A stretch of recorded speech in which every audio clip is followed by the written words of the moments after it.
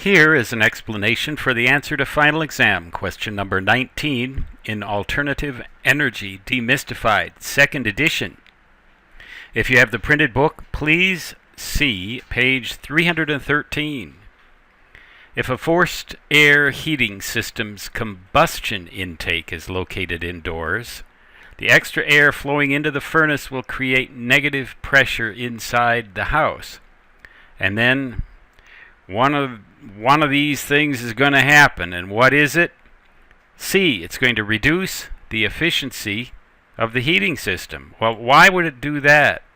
You'd almost think that it would increase the efficiency of the heating system. After all, when it's 10 below 0 degrees Celsius, or even worse, 10 below 0 Fahrenheit outside, you're bringing in that frigid air into the furnace and using it for combustion and then exhausting it back out again.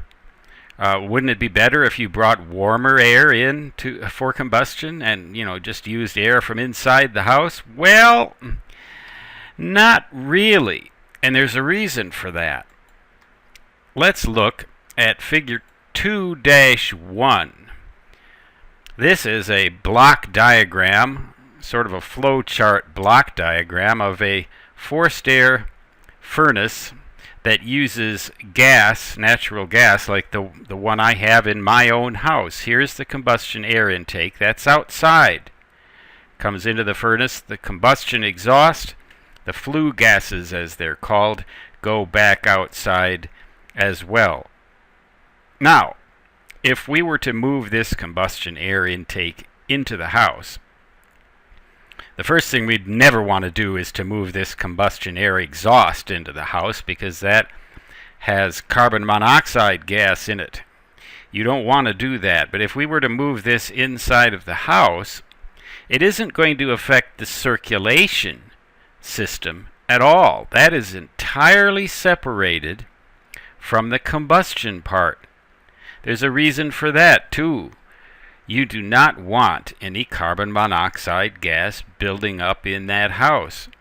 And even if you move this combustion air intake indoors, you wouldn't necessarily expect that you would get carbon monoxide in the house, but it increases that risk, because if for any reason this combustion air exhaust vent going outside gets blocked, for a short while you may get a backup before the furnace automatically shuts itself off. Normally a furnace is going to detect that state of affairs and shut itself off, but before that can happen, there may be a bit of backup gas that comes back out of this combustion air intake, and should that occur, you could get a little bit of carbon monoxide in the house. But what is going to happen is, if you move this combustion air intake into the house, so you move it in somewhere in the house, what you're going to get is negative pressure in the house, and that's going to cause cold air from outside of the house to flow in through every air leak that your house has. The windows, the doors, gaps that are there that you might not even know about, and that cold air inflow is going to make your furnace work harder just to keep you as warm as you would have been if you had left this thing outside. So it's going to cause your furnace to do more work just to keep you at the same temperature, and that translates into reduced efficiency of the system.